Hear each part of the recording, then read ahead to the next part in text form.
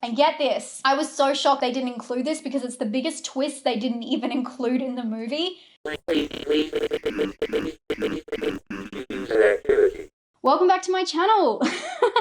I was not going to do a video on this until I saw so many of you DMing me or asking me what I thought about this movie. I feel like I've done a lot of reviews lately that I haven't been 100% on board with the films, and I hate being super negative all the time. I know obviously it's not my job, but it's obviously I'm trying to be truthful and I'm not going to sway a review just to have a positive light. It's really important to me to provide value, and I want to give you recommendations whether to watch or not to watch or what's worth your time particularly. And so I figured, you can see the title, I figured after watching the movie, I would read the book. So I watched the film, I did the audiobook. I'm ready to give you all the information about what you missed, what's different, and why this film itself is being so negatively received. I figured it out. I read the book and I figured it out, and so I'm here. Well, most of it. So I'm here today to tell you what was missing and why this film actually doesn't make any sense. I have the facts. But first, I need to do something for you that unfortunately the film didn't do, and I need to give you some context to the situation. The Woman in the Window was written by AJ Finn, who I will say has a very interesting and shady past. I'm going to leave an article down below for you to get into that because that's a whole different story. But there's a reason why this story seems so familiar. It's a long article, but you will definitely want to check it out. I had no idea about his shady past when I started listening to this, so definitely keep yourself informed with that. That alone could be a movie or a book in its own, to be honest. The movie was apparently inspired by his love of old films, particularly Hitchcock. I've seen a lot of people compare, and rightly so, Rear Window to The Woman in the Window. And in fact, the book makes many references to the movies it pays homage to, aka imitates. The book was published by William Marrow in 2018, and it is about a woman called Anna Fox and her PTSD, and in fact, her agoraphobia, which is pronounced differently in different locations, so please don't at me just yet. And I always thought that agoraphobia was the fear of being outside, but the book does go into more detail about this, which the movie doesn't, and it talks about how it's a fear of public spaces, being in line, being in stores, and what can go wrong in those spaces. So it can be anywhere, and it's not just a straightforward diagnosis. It's obviously different for everybody, just like most mental illnesses. Anna spends her time alone in her New York City apartment, spying on the neighbors, taking photos of them, drinking wine, watching classic movies, until her life is turned upside down when her new neighbors move in. And her life is turned upside down when first she involves herself in their family drama, and then she witnesses a chilling incident. The movie, directed by John Wright of Pride and Prejudice, Atonement, and I guess my audience would probably know him more from the Black Mirror episode Nosedive. But unfortunately for Wright, he's getting the treatment a lot of adaptations from books get, because this film does not translate well, and it was very heavily scrutinized by the fans of the book. Tracy Letts is a scriptwriter who helped translate the story to script. He's actually known for his acting in films like Ford and Ferrari, Lady Bird, and Little Women. The film stars Amy Adams, Fred Hechinger, Jennifer Jason Leigh, Wyatt Russell, Gary Oldman, and Anthony Mackie. So of course, people had high hopes, but it was a long road from trailer to final product. The film actually wrapped in October of 2018, but before the media run, the production did test screenings, and the result was utter confusion. The test screenings were so bad that they actually brought in another screenwriter, Tony Gilroy, and he helped with rewriting some of the elements, and then they went on to reshoot some of the major scenes. After all of the reshoots, the film was then pushed back to March of 2020, and as we know, March of 2020 was a significant time on planet Earth, and it was due to open up in theaters when the world shut down. The film was shelved again and kept getting pushed back and pushed back, so finally they decided to sell it to Netflix. But with all of these issues going on with the film, and obviously the reshoots and the story structure still a little bit wobbly, maybe it would have been best if it stayed on the shelf. So here we are, the moment you're waiting for. Let's get into what you missed in the book. And I tell you what, they missed such a significant part of the whole story, which made everything make sense, and it's so frustrating. Spoilers ahead, buckle in because this is gonna get wild. I'm gonna talk about what was in the book, but I will be showing you visuals of the film just to kind of tee up the characters that I'm talking about. In the movie, they did Anna so dirty. They completely missed half of her character and her story arc. Books always have the upper hand when it comes to the main character, I believe, the protagonist, because they can explain inner thoughts and feelings, unlike in a movie where you'd have to have a narration or a character saying how they feel. Obviously, they can show acting, but there's only a limit to what you can show without having narration. So a book can always do this better. That's something that is always lost in translation, and it's something that the scriptwriters just have to figure out. But we lost a lot of key information about Anna in this process. In the book, Anna was a very sociable person, and one huge element that holds the whole story together is the fact that Anna is part of this online community. It's like a chat forum for people who also have agoraphobia. It's not glossed over like it is in the book. She explains how it's presented differently in different people and how it can be a fear of lines, certain public places, and how it's transferred from PTSD. She coaches others online and talks to them through this forum during the whole movie, and it's so important, and you'll figure out why in this video, because oh my God, my jaw was on the floor. And being a social person, when she meets Ethan for the first time, she actually invites him in with open arms. She's not the lonely recluse we see in the film. She also has another character she relies on, which was completely cut out of the film, which is her physio. And this is a huge hint to her being in the car accident and her working on her body. And she hints at a lot of this throughout the book that really makes it clear that she was in an accident. She talks about her hip and how she can finally walk properly and all that kind of stuff. She also confides in her physio, and it just shows how sociable she is. She also makes a new friend online, which is quite crucial to the story, Lizzie, and her friend Lizzie is a person who's dealing with PTSD as well, and she's giving her advice and, you know, congratulating her on her wins for going outside and things like that. And this is a major part in Anna's character because Anna gives a lot of information to Lizzie online, and they have this back and forth where she explains everything about her family. But we'll get to her family in a minute. Another aspect I really want to talk about is movies. Although her love of film is hinted at during the movie, where she allows Ethan to borrow some films, and she's also seen quoting lines from some films, unless we know what those films are, we take very little from this. Of course, we see the parallel between the murder mystery she seems to be watching and of course the murder mystery she becomes a part of, but it's just not the same because in the book, the movies have a completely different meaning. Anna is obsessed with classic film, and she talks about this throughout the book, but it's also her tie to her husband. She introduced her husband to these classic films when they first met, and it was a bonding experience for them both, her showing him her passion and he just fully embraced it. So when she's watching these movies, she's really reliving her time with him. But she also talks about certain movies in the book that reflect her situation, which is just right on the nose, one being Dead Calm. If you haven't seen Dead Calm, it's about a stranger who was found stranded and is invited onto a yacht of a couple and then attacks them. Rear Window, of course, is mentioned, but the most damning is Shadow of a Doubt, which she actually says is about a naive young woman who learns her hero isn't who he says he is. And she also says that she's a little bit too oblivious for my liking, which is very on the nose because we don't know until the final moment who the true killer is. And obviously she's very oblivious to that. The family, this one is interesting because obviously I saw the movie before I read the book, so I knew what was gonna happen. So I don't know if I'm just picking up the signs more clearly, but I felt like it wasn't such a big reveal in the book that her family had died. It's kind of there the whole time. The difference is she knows, I believe, she knows that they're dead, where in the movie it seems like she's in denial and she's like suppressed it. But I think that this is a difference because of the way they can visually represent this. In the book, you just hear these conversations back and forth and they never say that they're on the phone or whatever like that. But in the movie, they make it seem like it's a phone call when she's talking to her husband or her child, because the way they change the audio, it sounds like it's through a line. They have to do this.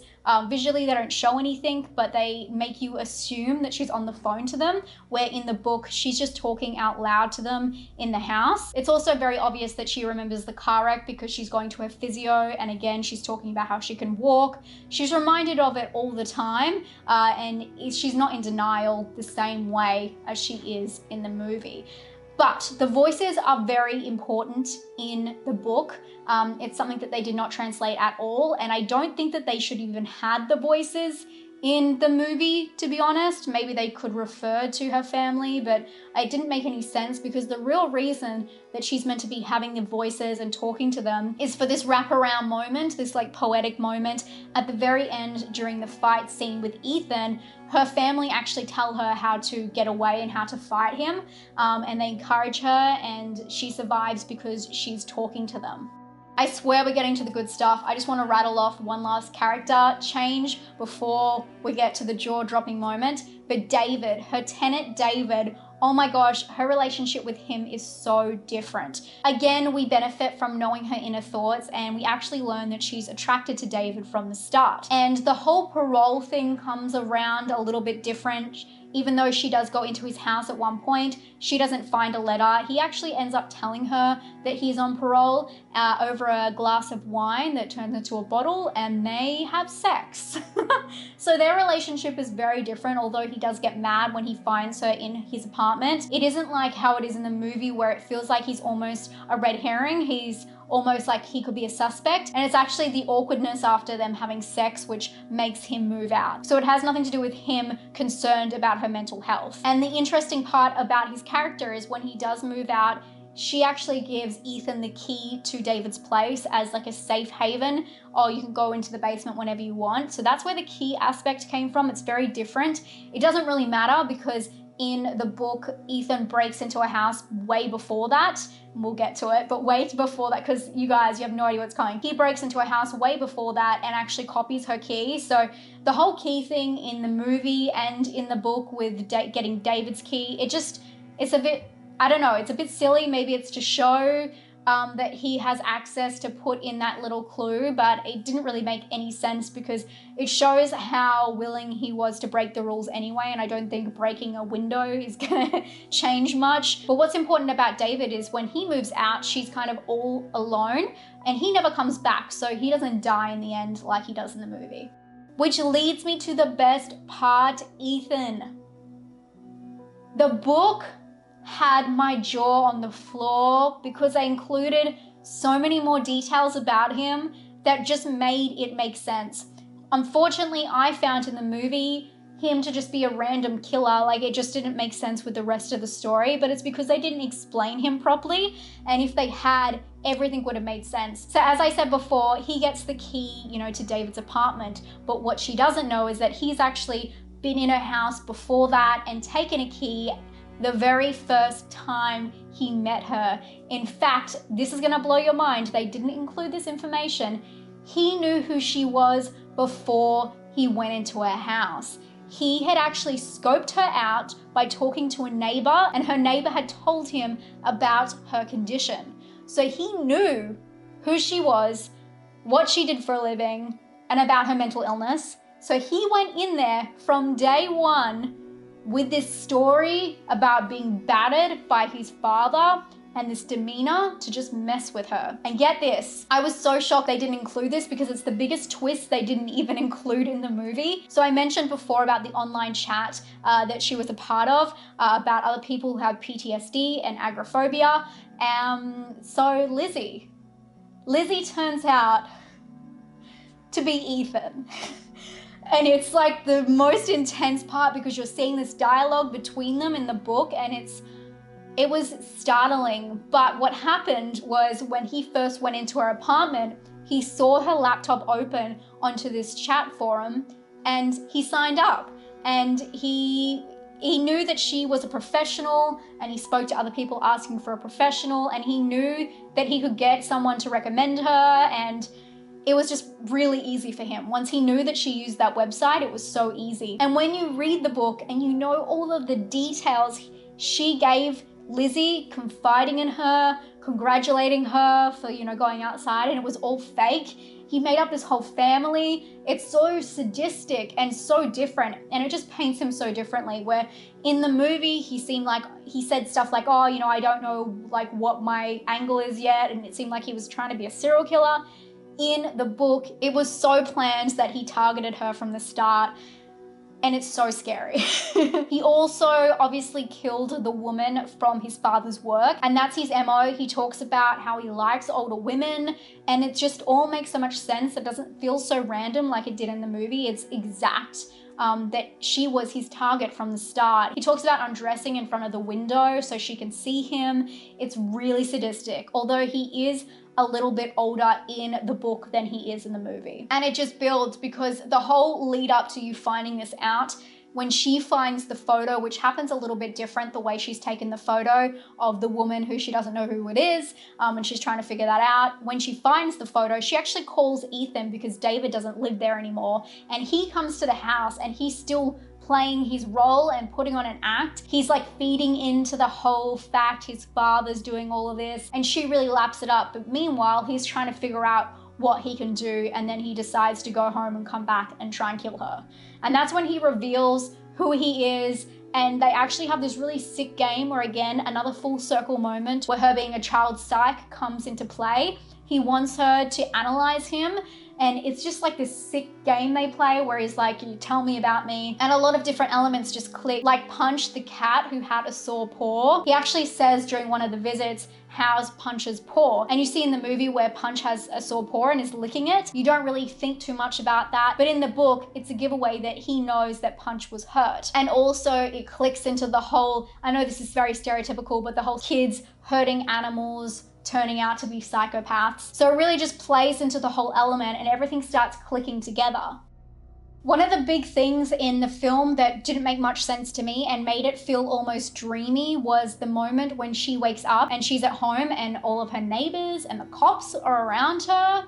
It's very odd. They're all glaring at her and it feels so intrusive and strange. And in the book, these scenes are explained very differently. Actually, they skipped one of the most intense moments of the story, which was a complete character arc. In the movie, Anna sees the neighbor in danger and leaves the house, but blacks out when she walks into the street. And she wakes up in her home with all of these people around her. But in the book, this is one of the most intense insights into her condition. We actually follow Anna as she goes into the park, which is in between her house and her neighbor's house. And it's the most intense insight into her condition. We hear her speaking her anxieties out loud. The fact that Anna has left her house for the first time in a year to go see this woman or to help this woman is such a big move for her character. And in fact, in the book, she says, and I will put others' needs before my own. And this is also meant to show the arc in her forgiving herself, but also being selfless, where she feels like she had been really selfish with her family and caused their death. She wakes up in a hospital with nurses around her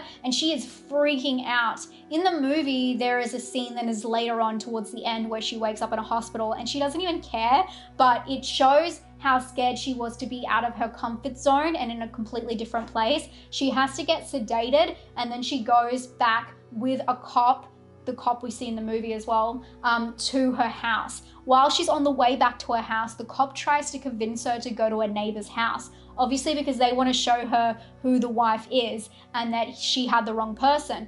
But she says, I just want to go home. I don't want to do that. Obviously, again, with her mental condition, she just wants to be in her own house, in her own space. And he goes, you know, fair enough, I don't want to push you anymore, which is why the whole neighborhood comes to her house, it's just so strange in the movie that she wakes up and everyone's inside her house and, you know, she's such a private person. But in the book, it's really well explained how that came to be. Okay, I'm gonna tiptoe around this part because it's YouTube, but I did think it was important to include that her attempt on her life was never in the book. They do show a similar idea. Obviously it's not the same, but they show the similar fight for survival later, where she's actually fighting for her survival with Ethan, and they talk about, you know, she wanted to live, so she lived. where, you know, they do it very drastically in the movie, which is really interesting. Although I felt like this scene is a distressing, heightened moment of the film, it's a very strange addition given they took away one of the main elements, being the online relationships, which added far more to her character. It's interesting that her attempt is after she realizes her family is gone and she's on a downward spiral, where in the book it feels like she knows her family is gone and she's just talking to them in her head or out loud. It feels like that spiral was all from that moment where the cop tells her that her family are gone, where in the book, when the cop goes to say something, she actually says, "I'm glad he's gonna say it because he seems very kind." She knows exactly what he's gonna say. It's also really interesting the way they portrayed the cops in the movie. It just didn't seem realistic. I know that they show a lot of cops being idiots in movies, but they just seemed very uncaring and very cold, where in the book, they seemed a little bit more reasonable. Obviously, they, you know, follow her to the hospital and take her home. And it's a completely different interaction, and I feel like it's a lot more believable. Although the book and the movie share similar characters, dialogue, and scenes, the difference between them is vast. And I truly believe the movie messed up with two key elements which are interwoven. One, they revealed the mic drop moment in the trailer, showing the twist that she is not in fact the wife, which leads me to two, without the whole interaction with Lizzie and that second mic drop moment, why did they show the first one? If that was the only twist they were gonna keep in the movie, I'm kind of mad that they put it in the trailer. If you don't know, I avoid trailers anyway, but this movie wrapped in 2018. The trailer's been out for a year. They should have kept the fact that she was not talking to the wife for moviegoers to find out by themselves, because the movie is called The Woman in the Window. If they kept it to, you know, the bloody murder scene in the window, that would have made sense. If we saw Julianne Moore go through that scene and then we realized when we were watching the movie that she wasn't actually the wife, what an amazing moment, but everyone already knew that. It's just a shame that they didn't bother to make Ethan's role make any sense, and so the film just felt so messy and last minute and thrown together. Overall, there are many inconsistencies in the film that just muddy the waters, and they're really easily explained in the book, such as why Alistair is so hostile, because he's actually trying to keep him from her, not the other way around. Her trauma is also a result of being stuck in the wreck with her dying family for 2 days. Something else that they missed is that she was cheating with her mentor psychologist, Dr. Wesley Brill. And of course, the ending. In the movie, they show her leaving her house and moving on. But in the book, it's such a small but really satisfying ending where she goes outside, because we didn't even get to see that. We saw her cooped up in her house the whole time in the movie, but we never got to see the moment where she broke free of her ailment. But I want to say as well, really quickly, in the book, she actually goes out a couple of times. She goes to a cafe one time, and it's a really intense, anxiety-inducing moment. So yeah, there's just so much more. But obviously the book is much larger. I understand why they didn't include all those elements, but these are just the key elements where I thought it would have been so much easier to change those little bits and pieces and make the story make sense. The thing is, the acting and the cinematography are great, but the story, it just seemed like this film was just haunted from the get-go. From the author's shifty past to its production and to how the response has been, it's just too bad more of those haunting elements were not in the film itself. I hope you enjoyed this video and you learned something new. I definitely did from reading the book and watching the movie twice. If you did, please give it a thumbs up. It really helps me out. And if you like this video, why not share it with a friend? If you want to subscribe, of course, hit that button. I'd love to have you. I do 2 videos every single week talking about thrillers and talking about horrors. And next up, A Quiet Place. I'll talk to you guys very soon. Stay safe and stay spooky. Bye, friends.